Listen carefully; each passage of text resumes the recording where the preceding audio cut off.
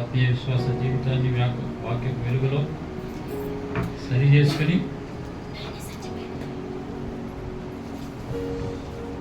ప్రభు యొక్క బలలో ఆయన యొక్క శరీర రక్తంలో యోగ్యమైన విధానంలో పాల్పంచుకుందాం. కీర్తన గ్రంథంలో నుంచి మనం చూసుకుందాం. కీర్తనలు 19వ అధ్యాయం.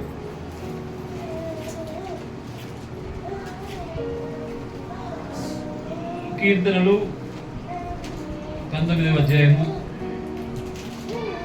14వ వచనం. అందరం కూడా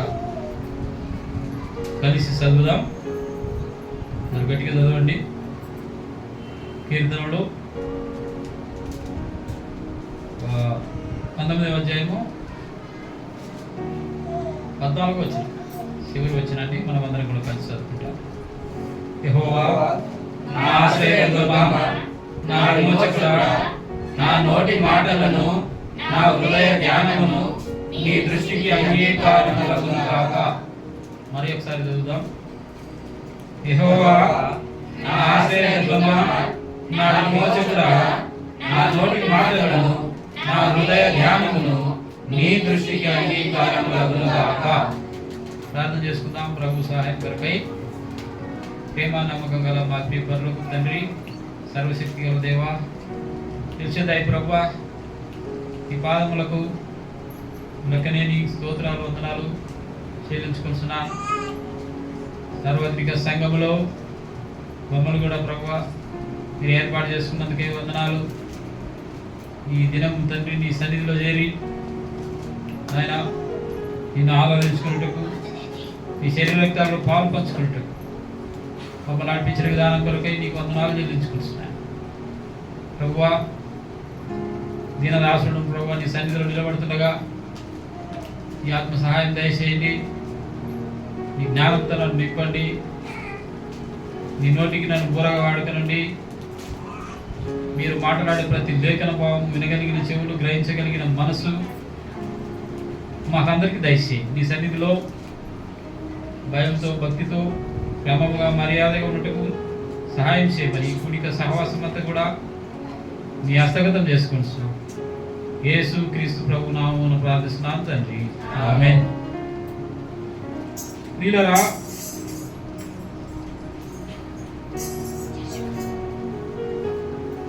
దేవుని యొక్క చిత్తాన్ని బట్టి గడిచిన వారమంతా ఆయన మనలందరినీ కూడా తన రెక్కల సాధన భద్రపరిచి కాపాడి మరి యొక్క ప్రభు దినములు మనల్ని ప్రవేశపెట్టి ఆయన ఆరాధించుకునే అవకాశం ఇచ్చినాడు. అదే సమయంలో ఆయన యొక్క శరీర రక్తాలలో మనం పాలు పంచుకోవడానికి ఆయన కృపను మనకు అనుగ్రహిస్తూ వచ్చాడు. సో ఆయన శరీర రక్తాల్లో పాలు పంచుకునే ముందు వాక్యపు వెలుగులో మన యొక్క ఆత్మీయ విశ్వాస జీవితాన్ని పరీక్షించుకోవాలి, సరి చేసుకోవాలి. అప్పుడే మనం ఆయన శరీర రక్తాల్లో పాలు పంచుకోవాలి. కాబట్టి ఇక్కడ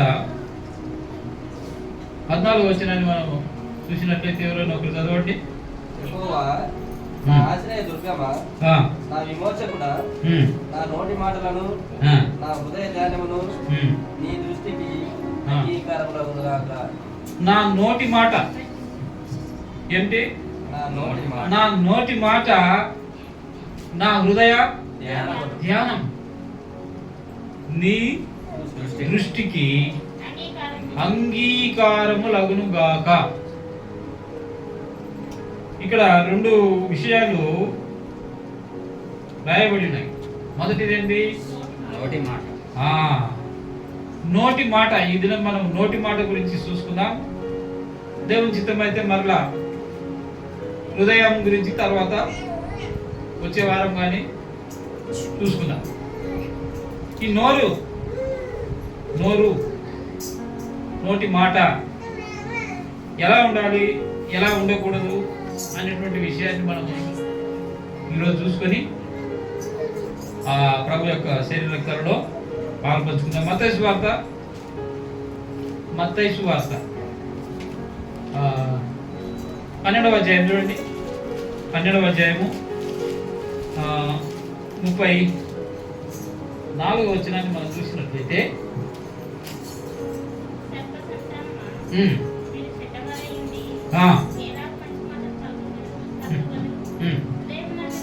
హృదయమునందు నిండి ఉండిన దానిని బట్టి నోరు మాట్లాడుతుంది. హృదయములో నిండి ఉన్న దానిని బట్టి నోరు మాట్లాడుతుంది. అంటే నీవు ఏం మాట్లాడాలనో ముందే ఎక్కడ ప్రిపేర్ అవుతుంది? ముందేమో హృదయంలో అవుతుంది. ఆ హృదయంలో నిండిన దానిని బట్టి నోరు మాట్లాడుతుంది. అంటే నీ హృదయం ఎలా ఉంది అనేది నెక్స్ట్ టాపిక్. అది నెక్స్ట్ టాపిక్. చూడండి, కీర్తన గ్రంథంలో కూడా చూస్తాం. 81:10 చూడండి. 81:10 ఐగుప్తీయుల దేశంలో నుండి నిన్ను రప్పించిన నీ దేవుడనగు యెహోవాను నేనే. నీ నోరు బాగుగా తెరుము, నేను దానిని నింపేదాను. అది నీ నోరు బాగుగా తెరుము, నేను దానిని నింపేదాను. అది నీవు హృదయంలో నిండిన దానిని బట్టి నోరు మాట్లాడుతుంది. తర్వాత నీ నోరు బాగుగా తెరవాలి. నీ నోరు బాగా తెరిస్తే ఏమవుతుంది? Open your mouth wide. నీ నోరు బాగా తెలుసు. అంటే మనం ఆరాధన చేయడానికి వస్తే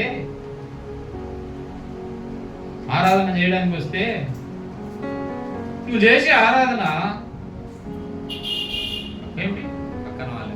పక్కన వాళ్ళకి వినిపిస్తుందా లేదా అన్నంత గట్టిగా చేస్తారు కదా. ఏమండి, నువ్వు చేసే ఆరాధన పక్క వాళ్ళకి వినపడుతుందేమో అంటే వినపడకూడదని చేస్తున్నావా?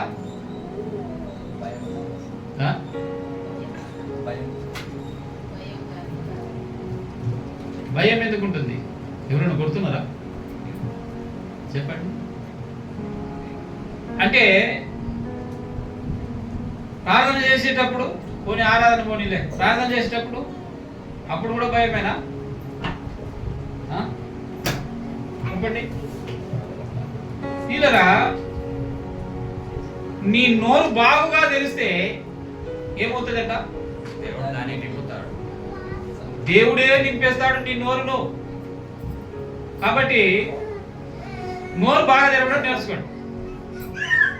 దేని కొరకు? ఆరాధన చేయడానికి, దేవుని స్తుతించడానికి, అదే సమయంలో పాటలు పాడడానికి. ఈ 4 విషయాలలో నోరు తెరవండి. ఈ 4 విషయాలలో నోరు మూసుకొని లోకంలో ఉన్నాయంటాయి కదా, లోకములో ఉన్నాయి. ఏమిటంటే చూడండి, మత్తయి సువార్త ఇప్పుడు చదివినాం. దాంట్లోనే కింద 36 వచనం చూడండి. 12:36 మత్తయి సువార్త 12:36.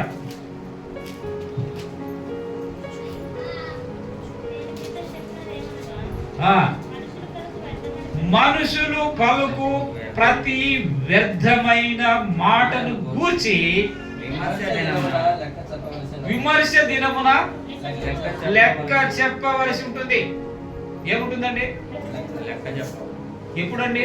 విమర్శ దినం. దేని గురించి అండి? మాట్లాడిన ప్రతి వ్యర్థమైన ప్రతి మాట. ఆరాధన చేయడానికి నోరు రాదు, ప్రార్థన చేయడానికి నోరు రాదు. వ్యర్థమైన మాట మాట్లాడడానికి మాత్రము హాఫ్ లేచిపోతుంది. ఏం లేచిపోతుంది? ఆ వ్యర్థమైన ప్రతి మాటను బట్టి దేవుడికి నువ్వు లెక్క చెప్పాల్సి ఉంటుంది. మన మనుషులకు కాదు, దేవునికే లెక్క చెప్పాల్సి ఉంటుంది. ఆ దినం దేవుడు విమర్శ దినం ముందు నిన్ను అడుగుతాను, ఏం చెప్తావు?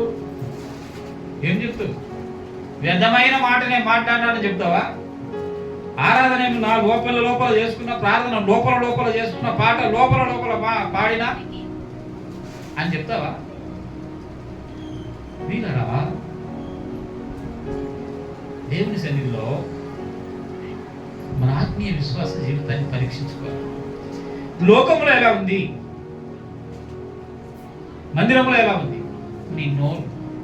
ఏమిటి నోరు ఎలా ఉంది?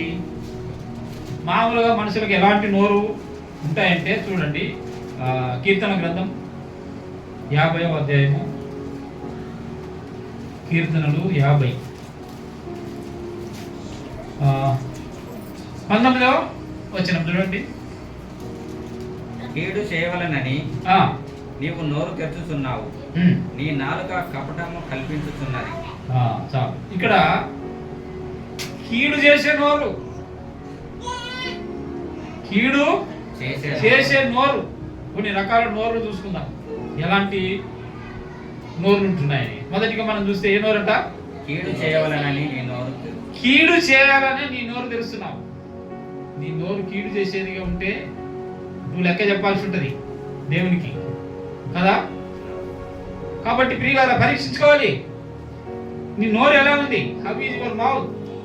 కీడు చేసే నోరా, మేలు చేసే నోరా? పరీక్షించుకోవాలి. రెండవదిగా మనం చూసినట్లయితే చూడండి, ఇదే కీర్తనలు 62, కీర్తనలు 62 4.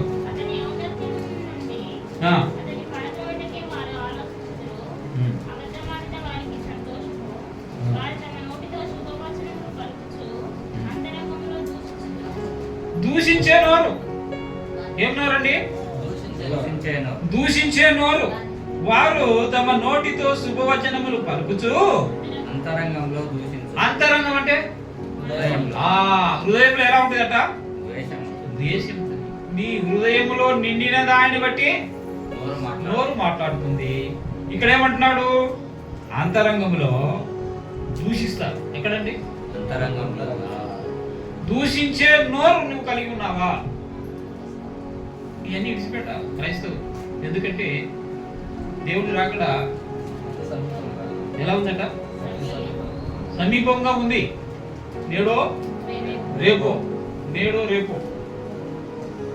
మరి నేడంటే నీ జీవితము, ఈ నాలుక, ఈ నోరు, కీడు చేసే నోరు ఉంటే ఎలాగా? నీ హృదయంలో ఉన్న దానిని బట్టి నీ నోరు మాట్లాడు. దూషణ నీ హృదయంలో నుండి బయలుదేరి ఎక్కడికి వస్తుంది? నోట్లోకి వస్తుంది. దూషణ, దూషించే నోరు ఉందా అనేది చూడండి. 35:21 కూడా చూడండి. 35:21 చూడండి. నన్ను దూషించుటకై వారు నోరు పెద్దదిగా తెరుచుకొనుచున్నారు. ఆహా ఇప్పుడు వాటి సంగతి మాకు కనబడినదే అనుచున్నారు. దేనికి నోరు పెద్దదిగా చేశారు?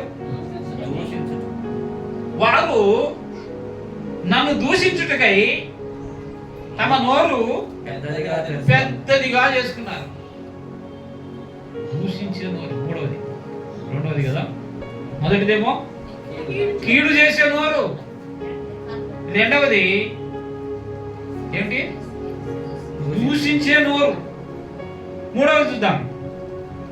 కీర్తనలు 63:11 చూడండి. 63:11. అప్పుడు ఆయన పూర్వ దినములను మోషేను తన జనములను జ్ఞాపకము చేసుకొనెను. తన మంద కాపరులకు సహకారి అయి 63:11. రాజు దేవుని బట్టి సంతోషించును. ఆయన తోడని ప్రమాణం చేయ ప్రతి వాడును అతిశయులను. అబద్ధములాడు నోరు ఏమైతుందండి? అబద్ధములాడు నోరు మూయబడును. కాబట్టి మూడవదిగా మనం చూసినట్లయితే, నీ నోరు అబద్ధమాడేదిగా ఉన్నట్లయితే నోరు ఏమవుతుంది? నోరు మూయబడుతుంది. లోకంలో తిట్టేటప్పుడు కొంతమంది ఒక మాట అంటారు. ఏమంటారు? ఏమండి చెప్పండి. నోరు పడిపోను గాక అని అంటారు కదా. ఎప్పుడు పడిపోతుంది రా నీ నోరు అని అంటారు. అంటే అర్థమైంది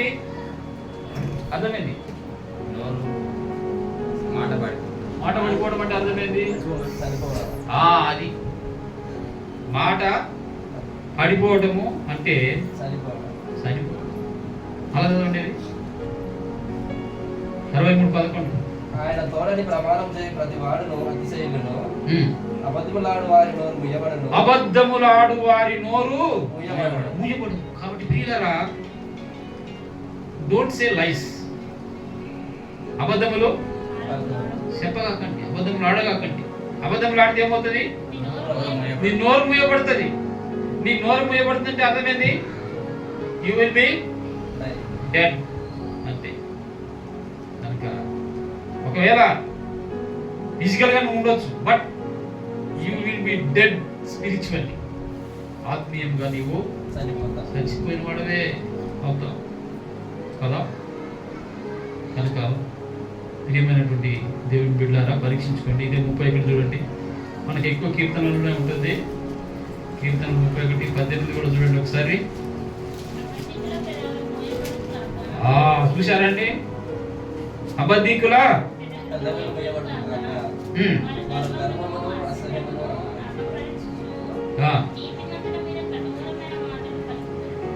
చూశారా? అబద్ధములను అబద్ధీకుల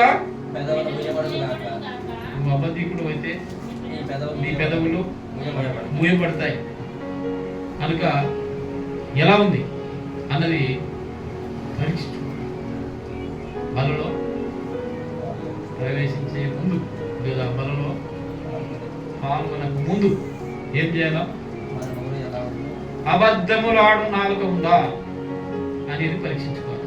మొదటిదేమో కీడు చేసే నోరు, రెండవది దూషించే నోరు, 3 అబద్ధములాడు పెదవులు లేదా 120 కీర్తనలు గ్రంథం 120 2వ వచనం చూడండి.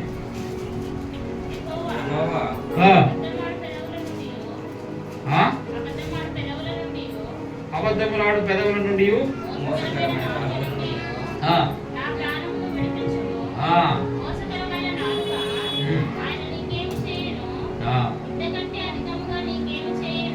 చాలండి. ఇక్కడ మనం చూస్తే అబద్ధములాడు పెదవుల నుండి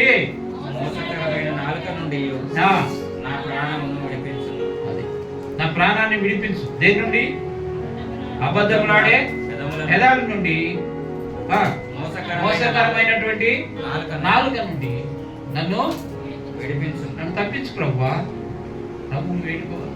అలాంటి పరిస్థితి ఉన్నట్లయితే, అబద్ధములాడే సిచ్యుయేషన్ నీ జీవితంలో వచ్చిందనంటే దేవుని ప్రార్థన చేయాలి. ప్రభువా, మరి నన్ను తప్పించు. అబద్ధములాడే పెదవుల నుండి నన్ను తప్పించు. మోసం చేసే నాలుక నుండి నన్ను తప్పించు ప్రభువా. ప్రార్థించుకోవాలి. ఎన్ని? 3. ఒకటి కీడు చేసే నోరు, రెండవది దూషించే నోరు, 3 అబద్ధములాడే నోరు, 4 చూడండి 109 కీర్తన 2వ వచనమా. నన్ను చెరిపోవాలనని భక్తిహీనులు తమ నోరు కపటము గల తమ నోరు తెరిచి ఉన్నారు. కాబట్టి కపటము గల నోరు, ఏ నోరండి? కపటము గల నోరు. నన్ను చెరిపోవాలనని భక్తిహీనులు, ఎవరు? భక్తిహీనులు కపటము గల తమ నోరు తెరిచి ఉన్నారు. కపటము గల తమ నోరు తెరిచి ఉన్నారు.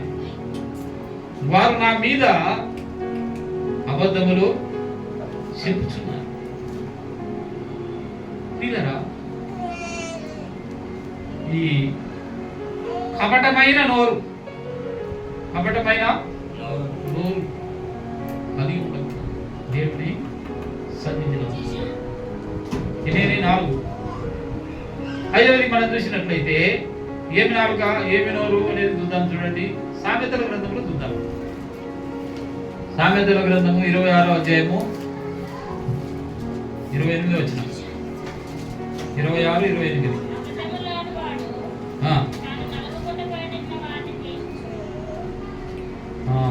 అబద్ధములాడువాడు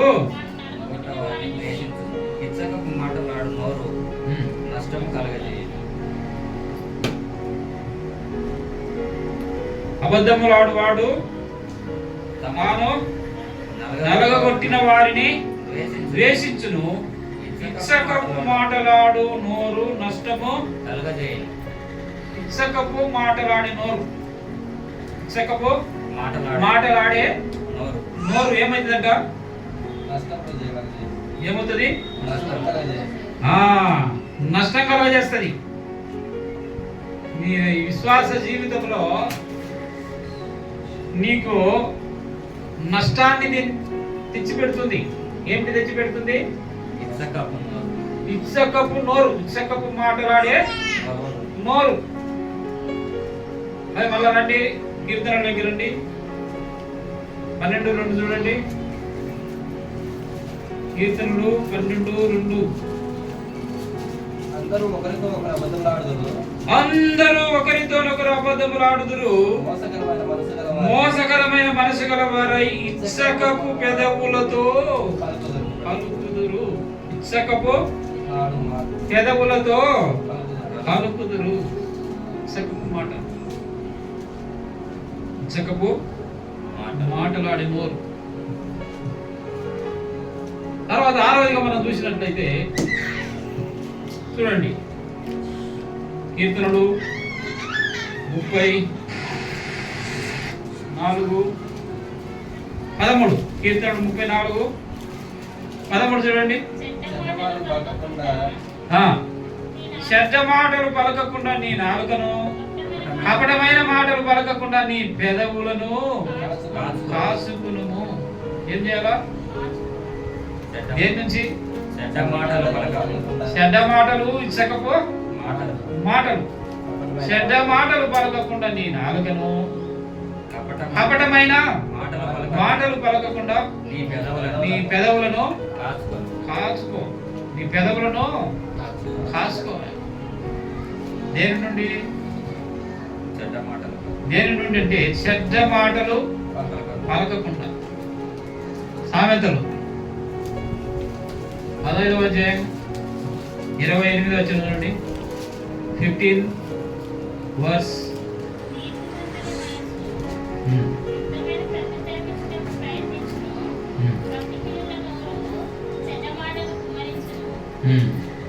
ఇక్కడ మనం చూస్తే భక్తిహీనుల నోరు ఏం చేస్తుందంట?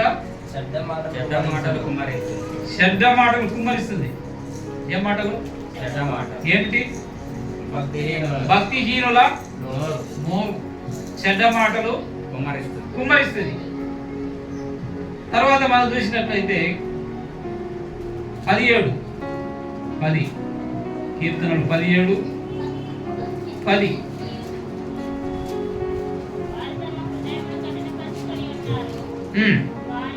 వారి నోరు గర్వమైన నోరు. ఏం నోరండి? గర్వమైన నోరు, గర్వపు మాటలు మాట్లాడే నోరు. తర్వాత మరి దానియేలు గ్రంథం 7:8 చూడండి. 7వ అధ్యాయం 8 వచనం. దానియేలు గ్రంథము 7వ అధ్యాయము 8వ వచనం.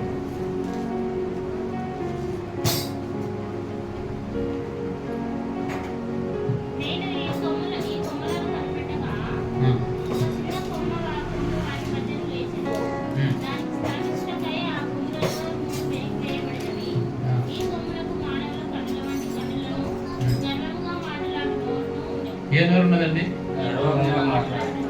గర్వముగా మాట్లాడే నోరు ఉన్నది. కాబట్టి ఇంకొక నోరు కూడా చూద్దాం. సామెతలు మరి 18:7 18:7 ఏం చేస్తుందండి? నాశనం చేస్తుందంట. బుద్ధిహీనుని నోరు. కాబట్టి వాని పెదవులు వాని ప్రాణమునకు ఉరి తెచ్చు. ఏం చేస్తుందంట? బుద్ధిహీనుని నోరు వానికి నాశనం చేస్తుంది. నాశనపు మాటలు తెచ్చే నోరు, నాశనం తెచ్చే నోరు అండి ఏం చేస్తుందట? ఏం చేస్తుంది? అదే 13లో కూడా చూడండి. 13వ అధ్యాయంలో 13:3 చూడండి. తన నోరు కాచుకుని వాడు తనను కాపాడుకొనును, ఊరకొనక మాటలాడువాడు. ఊరికే మాట్లాడుతుంటాడు ఒకడు, వాడు మానుకోడే అంతే, ఊరికే మాట్లాడుతూనే ఉంటాడు. అలాంటి వానికి ఏమొస్తుంది?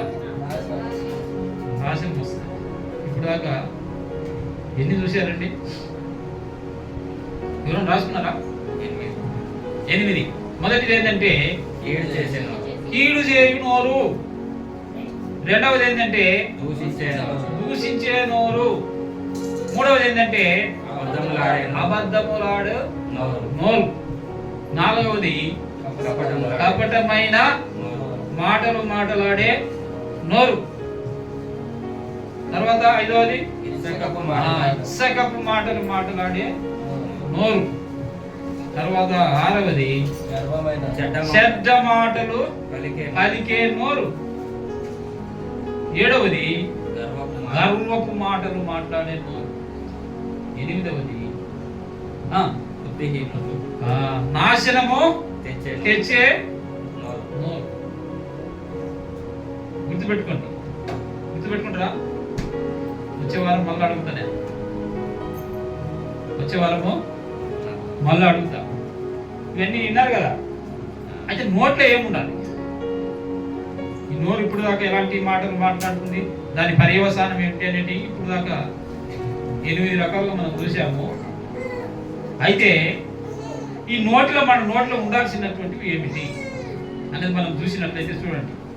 మొదటిగా చూసినట్లయితే కీర్తనలు 66:17 చూడండి. 66:17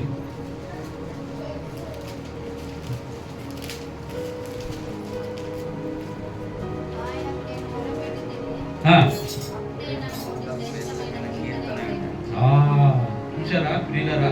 మన నోట్లో ఉండాల్సింది ఏంటంటే నెంబర్ 1 ఏమిటి?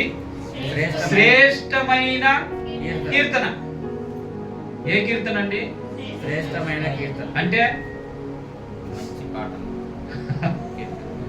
మంచి పాట. చెడ్డ పాట కూడా ఉంటుందా? సినిమా పాటనే. శ్రేష్టమైన పాటలు పాడండి. ఏం పాటలు? పిచ్చి పిచ్చి పాటలు పాడకూడదు. యూట్యూబ్ లో చూసి మనం పిచ్చి పిచ్చి పాటలు నేర్చుకొని పాడకూడదు. అర్థమైందా? ఏం పాడాలా? శ్రేష్టమైన ఆయనకు నేను మొర్ర పెట్టి తిని అప్పుడే నా నోట శ్రేష్టమైన కీర్తన ఉన్నది. ఏమన్నది? కీర్తన. శ్రేష్టమైన కీర్తనలు పాడాలి. ఏం పాడాలి? కీర్తన. ఇది పరలోకంలో 3 రకాల పాటలు ఉంటాయి. 3 రకాల పాటలు. ఏం పాట ఉంటుంది? గొర్రె పిల్ల కీర్తన. తర్వాత మోసే కీర్తన. గొర్రె పిల్ల కీర్తన, మోసే కీర్తన. మూడవది ఏంటి? కొత్త పాట.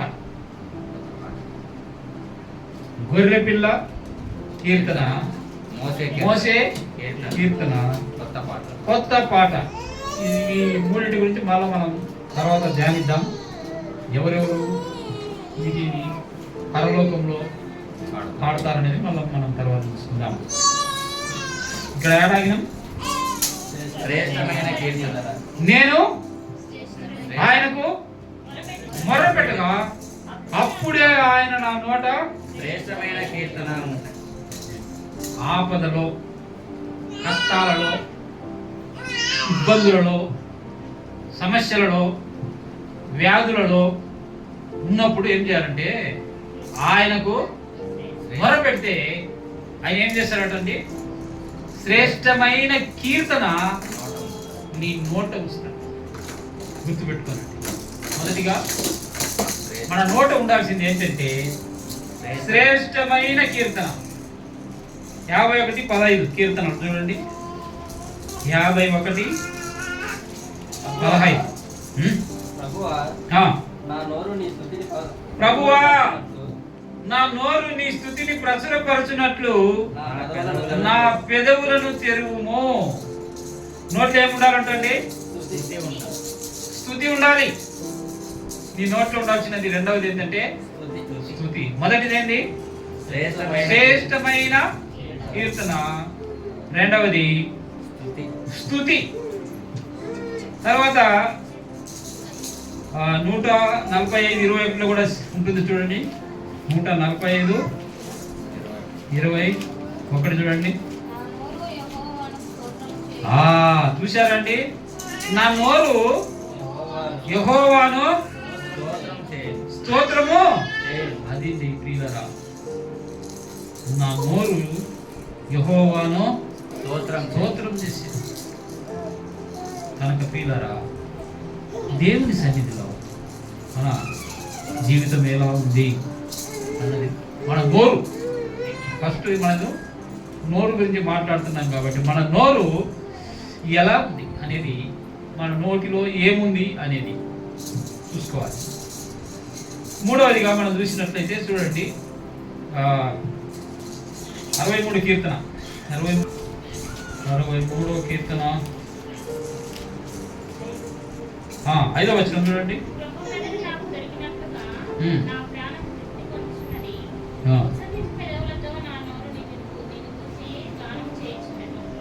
నీ నోరు ఎలా ఉండాలంటే గానం చేసేదిగా ఉండాలి. అంటే పాట పాడాలి, శ్రేష్టమైన కీర్తన ఉండాలి, తర్వాత స్తుతి ఉండాలి, గానం ఉండాలి. యెహోవాను గానము చేసెదము ఏకముగా మనసు రక్షకుడాయనే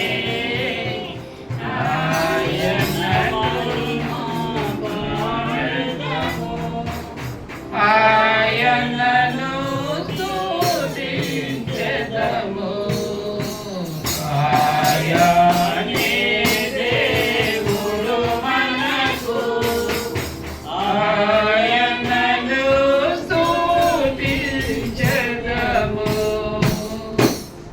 మన నోట్లో ఉండాల్సింది ఏంటంటే గానం. యెహోవాను గురించిన గానం ఉండాలి. ఎన్ని అండి? ఎన్ని? 4. మొదటిది ఏంది? శ్రేష్టమైన కీర్తన. ఓకే. 2 స్తుతి, ఆ స్తోత్రము. 3 నాలుగవది గానం. 4వది గానం.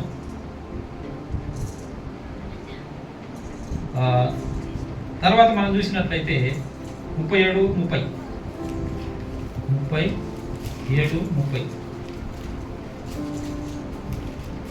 మాడిపోతుంది.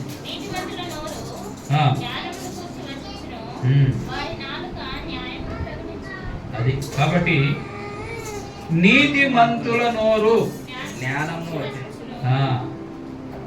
జ్ఞానము గూర్చి వచించును, వారి నాలుక న్యాయమును ప్రకటించును. ప్రియులరా, జ్ఞానం నీ నోట్లో ఏముండాలా? జ్ఞానం ఉండాలా. ఏముండాలి? జ్ఞానం. నీ నోట్లో జ్ఞానం ఉండాలి. ఏం జ్ఞానము? ఏం జ్ఞానం? నీతిమంతుల నోరు జ్ఞానం, దేవుని గురించిన జ్ఞానం ఉండాలి. 49:3 చూడండి. 49:3 చూసినట్లయితే, నా నోరు జ్ఞాన విషయములను పలుకును, నా హృదయము నా హృదయ ధ్యానము పూర్ణ వివేకమును గూర్చినదై ఉండును. దేవుని గూర్చిన దేవుని జ్ఞానం మన నోటి ఎంత ఉండాలి? మన నోట్లో ఉండాల్సింది జ్ఞానం. ఏముండాలా? జ్ఞానం. తర్వాత చూడండి 126. ఇవన్నీ ఏళ్ళు పెట్టుకోండి, ఏళ్ళు పెట్టుకోండి. 126:2 చూడండి.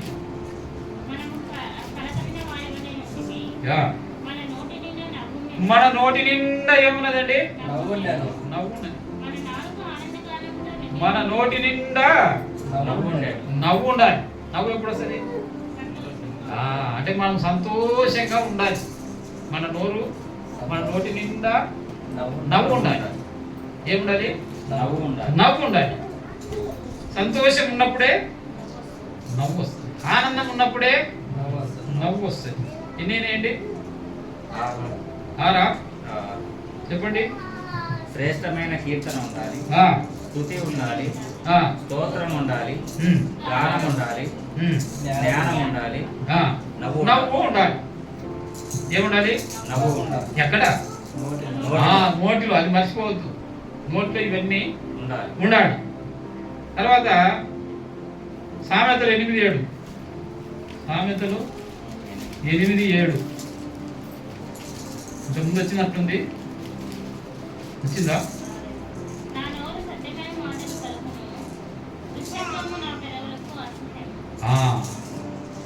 నా నోరు ఏం పలుకుతుందట? సత్యమైన మాటలు పలుకును. కాబట్టి ప్రియులారా, నీ నోట్లో సత్యమైన మాటలే ఉండాలి. ఇంతకుముందు కూడా చూసాము, అబద్ధము కలిగిన నోరు, అబద్ధము కలిగిన నోరు.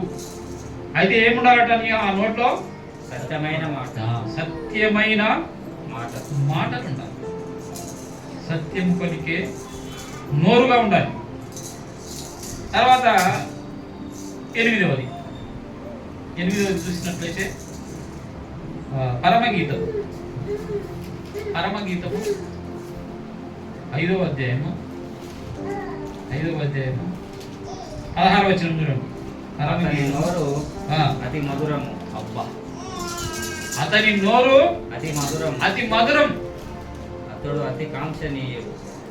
అతని నోరు ఎలాంటిదంట? అతి మధురం. నీ నోరు కూడా మధురం ఉండాలి. మధురం ఉండాలంటే చక్కెర నోట్లో పోసుకోవడం కాదు. ఏం పోసుకోవాలి నోట్లో? దేవుని మాట. అది నోరు అతి మధురంగా ఉండాలి. అంటే నీ మాట మధురమైన మాటగా ఉండాలి. కాబట్టి ప్రియులరా, మొదట ఎన్ని వచ్చాయి? 8 వచ్చాయి. చెప్తారా? 8 ఏంటో చెప్తారా? ఏడు చేసే నోరు, దూషించే నోరు, అబద్ధములాడే నోరు, కపటం గల నోరు, ఇచ్చకపు మాటలు మాట్లాడే నోరు, చెడ్డ మాటలు మాట్లాడే నోరు, ఓకే, గర్వమైన మాటలు మాట్లాడే నోరు, నాశనకరమైన. అది ఈ నోరు ఎలా ఉన్నదట? ఆ పరిస్థితిలో నుండి నీ నోరు ఏం కలిగి ఉండాలంటే, ఏం నిండి ఉండాలంటే శ్రేష్టమైన కీర్తన కలిగి ఉండాలి, స్తుతి కలిగి ఉండాలి, స్తోత్రం కలిగి ఉండాలి, గానం చేసే నోరు ఉండాలి. తర్వాత జ్ఞానము కలిగిన మాటలు పలికే నోరుగా ఉండాలి. నోటి నిండా నవ్వు ఉండాలి. సత్యమైన మాటలు పలికే నోరుగా ఉండాలి. కాబట్టి చివరిగా మధురమైన నోరు, మధురమైన మాటలు మాట్లాడే నోరు. అతి లేకపోయినా మధురంగా ఉంటే సార్, మధురమైన మాటలు మాట్లాడే నోరుగా ఉండాలి. ఉంటుందా? ఏం పలకరు? ఉండాలి. అలకలేదంటే అర్థమైంది, లేదండి. అలా ఉండదు మా నోరు అని అర్థం కదా. సరే, నోటిని ఏం చేయాలి? చివరిగా ఇది చూసుకొని మనం ముగించుకుంటాం. నోటికి మనం ఏం చేయాలి? ఇప్పుడు దాకా అన్ని 2 రకాల మాటలు, 2 వర్షన్లు విన్నాం కదా. నోరు ఎలా ఉంది, ఎలా ఉండాలి అనేది చూసాము. ఇప్పుడు ఆ నోరుని మనం ఏం చేయాలి? How to control your mouth అన్నటువంటి విషయాన్ని మనం చూస్తే 39వ కీర్తన, 39వ కీర్తన చూడండి. కీర్తన 39.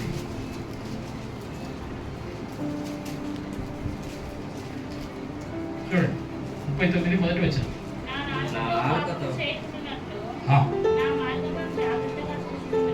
ఓకే,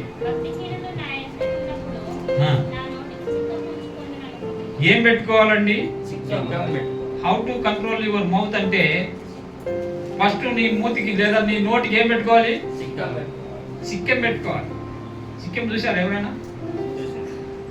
చూసారా లేదా? సిక్కం దేనికి వాడతారు? ఎద్దులకు వాడతారు, దూడలకు వాడతారు, అంతేనా? ఎందుకు అది వాడకపోతే?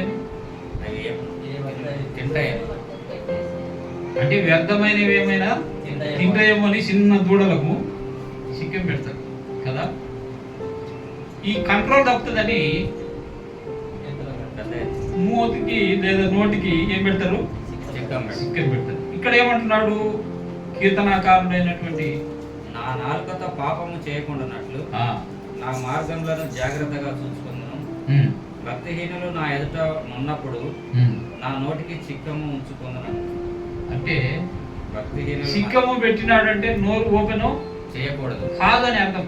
ఓపెన్ చేయకూడదు ఎప్పుడంటే భక్తిహీనులు నా ఎదుట ఉన్నప్పుడు నా నోటికి సిక్కము ఉండాలి. భక్తిహీనుల ఎదుట నా నోటికి చిక్కం పెట్టుకుంటున్నాను అంటే అర్థం ఏంటంటే వ్యర్థమైన మాటలు పలకకూడదు, వ్యర్థమైన మాటలాడకూడదని అర్థం. మనం ముందే చూసాము, ఫస్ట్ అదే చూసాము. ఏం చూసాము? మత్తయి సువార్త 12:36లో వ్యర్థమైన ప్రతి మాటను గురించి తీర్పు దినమున లెక్క చెప్పాల్సి ఉంటుంది. వ్యర్థమైన మాటలు మాట్లాడకుండా నా నోటికి ఏం చేశాను? సిక్కం పెట్టుకోవాలి ప్రియుల. వ్యర్థమైన మాటలు మాట్లాడకూడదు. You don't speak waste words. నీవు పనికిరాని వ్యర్థమైనటువంటి మాటలు మాట్లాడకూడదు. ఎందుకు మాట్లాడకూడదు? ఎందుకు మాట్లాడకూడదు అంటే నువ్వు దేవునికి లెక్క చెప్పాల్సి ఉంటుంది. ఒకరోజు లెక్క చెప్పాల్సి ఉంటుంది. ప్రతి వ్యర్థమైన మాట గురించి నీవు లెక్క చెప్పవలసి ఉంటుంది. కాబట్టి ఆ పరిస్థితి రాకుండా ఉండాలంటే మాట్లాడదు. వ్యర్థమైన మాటలు మాట్లాడవద్దు. తర్వాత చూసినట్లయితే యాకోబు పత్రిక మొదటి అధ్యాయం. యాకోబు పత్రిక మొదటి అధ్యాయం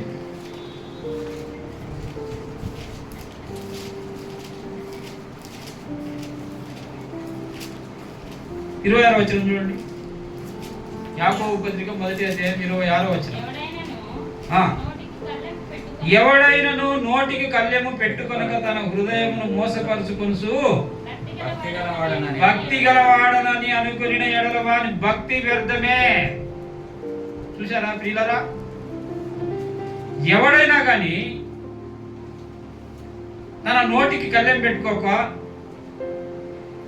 తన హృదయాన్ని మోసపరుచుకుంటూ నేను భక్తి గలవాడను, నా అంత భక్తిపరుడు లేడు అని అనుకున్నట్లయితే వాని భక్తి వ్యర్థం. కనుక లోకంలో చాలా మంది ఏం చేస్తుంటారంటే నేనే భక్తిపరుడిని అనుకుంటుంటారు. ఇంకెవరు భక్తిపరులు గారు, నేను మాత్రమే భక్తిపరుని అని అనుకుంటారు. ఒకవేళ అలా అనుకుంటే ఏమవుతుంది? అది ఏమవుతుంది? వాని భక్తి వ్యర్థం. చూసారా? కనుక అలాంటి పరిస్థితి మన జీవితాలలో ఉండకూడదు. అలాంటి పరిస్థితి మన జీవితాలలో ఉండకూడదు. అంటే దాన్ని ఏమంటారంటే పై భక్తి. పై భక్తి, లోపల అంత భక్తి లేనితనం, వ్యర్థమైన భక్తి. పై భక్తి, వ్యర్థమైన భక్తి. కీర్తనలు చూడండి 32:9 వచనం చూడండి. 32:9 నీకు ఉపదేశం చేసేదను, బుద్ధి జ్ఞానము లేని గుర్రముల వలనైనను కంచెర గాడిదల వలనైనను మీరు ఉండకుడి. అవి మీ దగ్గరకు తేబడినట్లు వాటి నోరు వారుతోనూ కళ్యముతోనూ బిగించవలెను. వాటికి ఏం చేయాలంట? వారు కళ్యం. నీ నోటికి వ్యర్థమైన మాటలు మాట్లాడుతున్నావు, నీ నోటికి ఏం చేయాలంటే ముందు సిక్కం పెట్టుకోవాలా, తర్వాత వారితో కట్టేయాలా, తర్వాత కళ్యం పెట్టేయాలి. ఇప్పుడు గుర్రానికి కంచెర గాడిదకి పెట్టేటి ఏంటి? ఇంకా కళ్యం. గుర్రానికి కళ్యం ఉంటుంది. కళ్యం లేకుంటే మాట ఉంటుందా? అదే విధంగా గాడిదకేమో కంచెర గాడిదకి వారు కడతారు, గుర్రానికేమో కళ్యం కడతారు. మరి నీ నోటికి ఏం కడతారు? గుర్రంలాగా మాట్లాడే నీ నోరు అంటే అదుపు లేని నోరు అని, కంచెర గాడిదలాగా మాట్లాడే నీ నోరు అంటే దాని ఇష్టానుసారమైన విధంగా మాట్లాడే నోరు అని. దానికి ఏం చేయాలి? నువ్వు కళ్యం కట్టుకో, వారు కట్టుకో, సిక్కము కట్టుకో. ఇవన్నీ లేకపోతే నువ్వు విశ్వాసం కాదు. అంతే. చివరిగా ఒక మాట చూసుకొని మనం ఎలా ఉండాలి అనేది ప్రార్థనలో ప్రవేశిద్దాం. చూడండి, కొలస్సీ పత్రిక 4వ అధ్యాయం. కొలస్సీ 4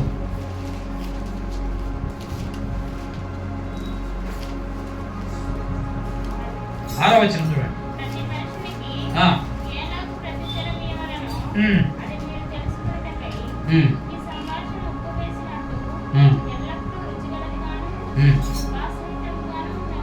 ఎలా ఉండాలంటండి? ప్రతి మనిషినికి ఎలాగో ప్రత్యుత్తరం ఇవ్వవలనో అది మీరు తెలుసుకోవాలి. అందుగాను మీ సంభాషణ ఎలా ఉండాలి? ఉప్పు వేసినట్లుగా రుచికరంగా ఉండాలి. ఉప్పు వేసినట్లుగా ఎల్లప్పుడూ రుచికరముగా ఉండాలి, కృపాసహితముగా ఉండాలి. నువ్వు మాట్లాడే మాట కసురుకున్నావు అనుకో, కసురుకుంటే ఏమవుతుంది? రుచికరంగా ఉంటుందా? కాబట్టి మనం మాట్లాడే ముందు మన నోరుకి ఏం చేయాలట? ఏం చేయాలి? మొదటిగా నీ మూతికి చిక్కం పెట్టుకో, రెండవదిగా నీ మూతికి కళ్ళెం పెట్టుకో, మూడవదిగా నీ నోటికి వారు కట్టుకో. ఇవన్నీ జాగ్రత్తలు. మంచి నీ సంభాషణ ఉప్పు వేసినట్లుగా రుచికరమైనదిగా ఎప్పుడు ఉండాలట? ఎప్పుడు ఉండాలి? ఎల్లప్పుడూ ఉండాలి. ఒకరోజు ఇప్పుడే తర్వాత అనేది లేదండి. కనుక మన భక్తి అనేది ఒకరోజు ఉండే కాదు, కాసేపు ఉండే భక్తి కాదు, ఎల్లప్పుడూ ఉండేటటువంటి భక్తి. అలాంటి భక్తి కొనసాగిస్తున్నప్పుడు నీ సంభాషణ చాలా రుచికరంగా ఉండాలి. అంటే నువ్వు మాట్లాడుతూ ఉంటే పక్కన వాళ్ళు కూడా వచ్చి వినట్టుగా ఉండాలి కదా. నువ్వు మాట్లాడుతూ ఉంటే దగ్గర ఉన్న వాళ్ళు కూడా దూరం పోయినారంటే అర్థమైంది, నీ సంభాషణ రుచికరంగా లేదు అని.